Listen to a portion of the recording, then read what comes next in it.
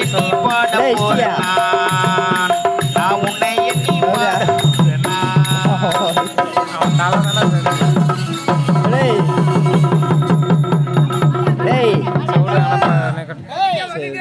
அதாவது கௌரவத்தை விட்டு மத்திய ஊர் வந்திருக்கோம்.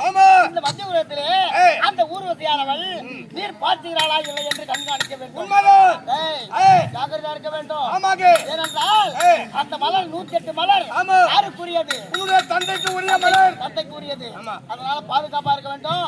புறப்பட்டு ஓடி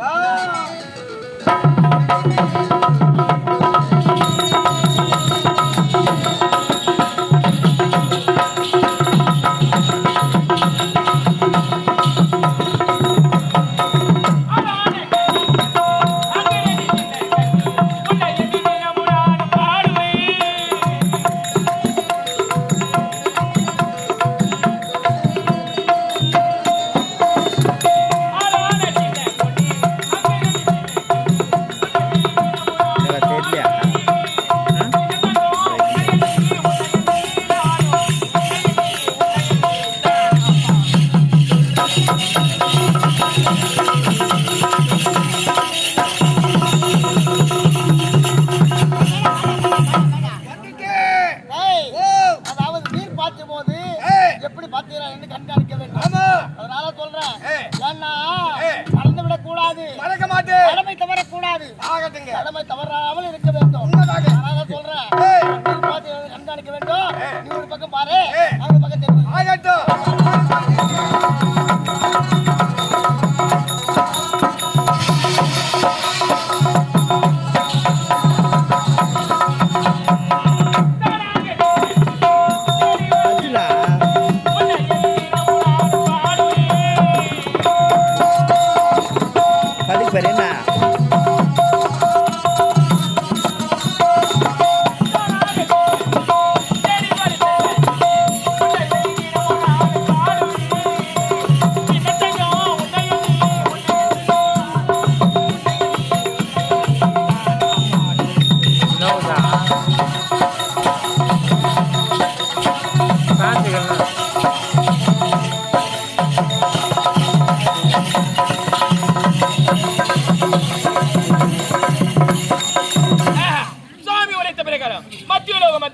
இங்கு இருக்கக்கூடிய அனைத்து பாரிஜாத மலர்களுக்கும் நீரை ஊற்றிவிட்டு இங்கு இருக்கும் 108 பாரிஜாத மலர்களை பறித்து விட்டாது.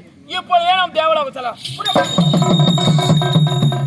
எனது சுவாமி நம்மிடத்தில் உரைத்தாரு, மத்திய லோகம் பூலோகம் என்று ஒரு உலகம் இருக்கிறது. அந்த பூலோகம் சென்று அங்கு வாழும் மக்கள் எப்படித்தான் வசிக்கிறார்கள் என்று பார்த்துவிட்டு பிறகு நாம் தேவலோகம் செல்லலாம்.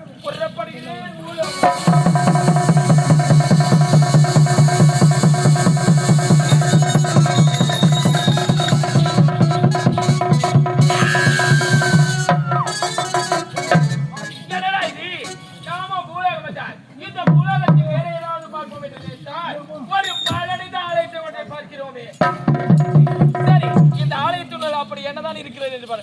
புறப்பட்டு போகிறேன்.